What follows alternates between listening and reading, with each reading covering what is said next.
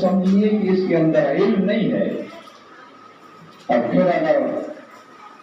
مقام استاد کو دیکھنا ہو تو اس کے لیے بھی اللہ تبارک و تعالیٰ نے اپنے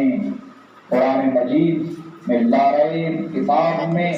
ایک بہترین آیت مجیدہ کو مصداق قرار دیا ہے، جس میں اللہ رب العزت کے ارشاد فرما رہا ہے: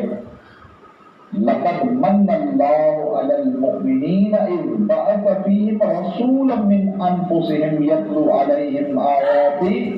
ويزكيهم ويعلمهم الكتاب والحكمة وإن كانوا من قبل لفي ضلال مبين۔ یعنی اللہ تبارک و تعالیٰ نے جتنی بھی نعمتیں قرآن مجید میں بیان فرمائی ہیں، کسی مقام پہ اللہ نے یہ نہیں ارشاد فرمایا کہ ہم نے مومنین کے اوپر احسان کیا ہے، لیکن اگر وہی اللہ جو ہزاروں لاکھوں نعمتیں نازل فرما کر بھی احسان نہ جتلائے، لیکن جب اللہ تبارک و تعالیٰ اپنے محبوب کو امت کے لیے بھیجے تاکہ ان کو علم سکھائے، ان کا تزکیہ نفس کرے، تو اللہ ارشاد فرماتا ہے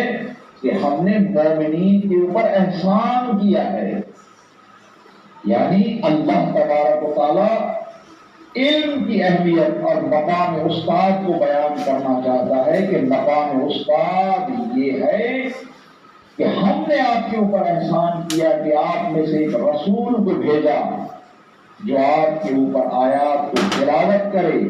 لیکن اللہ تبارک و تعالیٰ نے اس آیت مجیدہ میں پہلے وَيُزَكِّيهِمْ کا لفظ کلمہ استعمال کر کے بتلانا چاہا کہ علم بہت افضل چیز ہے، لیکن تزکیہ نفس بھی ہونا چاہیے۔ اگر انسان تزکیہ نفس نہ کرے،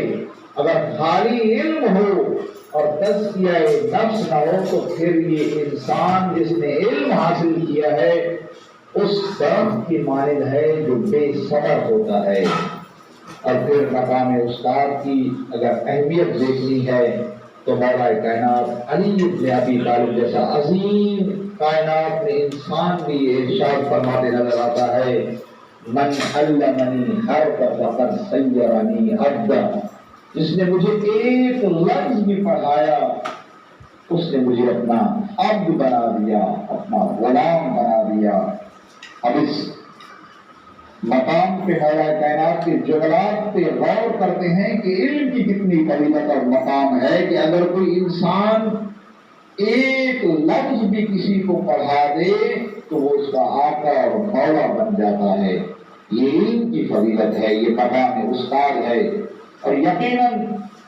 جنہوں نے بھی اپنے استاد کا احترام کیا، اللہ تبارک و تعالیٰ نے ان کو بہت بڑا مقام عطا فرمایا۔ علم اور مقام استاد یہ ایسا موضوع ہے کہ جو یقیناً جس فیلڈ سے ہم تعلق رکھتے ہیں، جس شعبے سے ہم تعلق رکھتے ہیں، اس علم کی فضیلت کے بارے میں آیت مجیدہ، اس علم کی فضیلت کے بارے میں روایات معصومین علیہ السلام اور مقام استاد کے بارے میں بھی معصومین علیہ السلام کی روایات کا مطالعہ کرنا چاہیے تاکہ ہمیں علم کی فضیلت اور مقام استاد کی اہمیت کا اندازہ ہو سکے۔ اللہ تبارک و تعالیٰ سے دعا ہے کہ پروردگار عالم محمد و آل محمد کے صدقے میں، محمد و آل محمد کی عزت اور عظمت کے صدقے میں ہم تمام کو حقیقی معنی میں عالم باعمل بننے کی توفیق نصیب فرمائے اور ہم تمام کو اپنے اساتذہ کا احترام کرنے کی توفیق نصیب فرمائے۔ وما علینا الا البلاغ المبین۔